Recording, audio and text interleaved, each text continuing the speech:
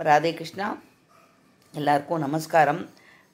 இன்றைக்கி நம்மாத்து தளிகை வந்து சாதம், அதுக்கப்புறம் வந்து வெங்காய தொகையல், அவரைக்காய் காய், அப்புறம் மாவுடு கொஞ்சம் போட்டேன்.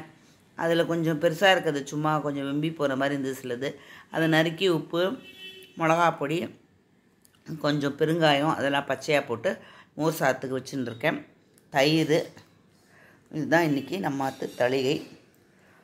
இந்த அளவுக்கு இன்னும் கொஞ்சம் சாதம் போட்டுட்டு முடிஞ்சால் சாப்பிடுவேன், இல்லைன்னா இந்த தட்டில் வச்சுருக்கிறது தான் என்னோடய சாப்பாடோட அளவு. தேங்க்ஸ் ஃபார் வாட்சிங் மை சேனல். கொஞ்சம் சப்ஸ்கிரைப் பண்ணுங்க. டெய்லி கேட்டுருக்கேன், பண்ணின்னு தான் இருக்கேன், சப்போர்ட் கொடுத்துன்னு இருக்கேன். ரொம்ப தேங்க்ஸு. கொஞ்சம் பாருங்க எல்லோரும். வேறு எனக்கு கிச்சனுக்குள்ளே போய் எதுவும் போடுற மாதிரி இப்போதைக்கு நான் இல்லை. ஏன்னா இன்னும் நடந்து கிடந்து உக்காந்து அதெல்லாம் பண்ணணும். போய் அதுக்கு இன்னும் எவ்வளோ நாள் எடுக்கும் அப்படிங்கிறது எனக்கு தெரியல.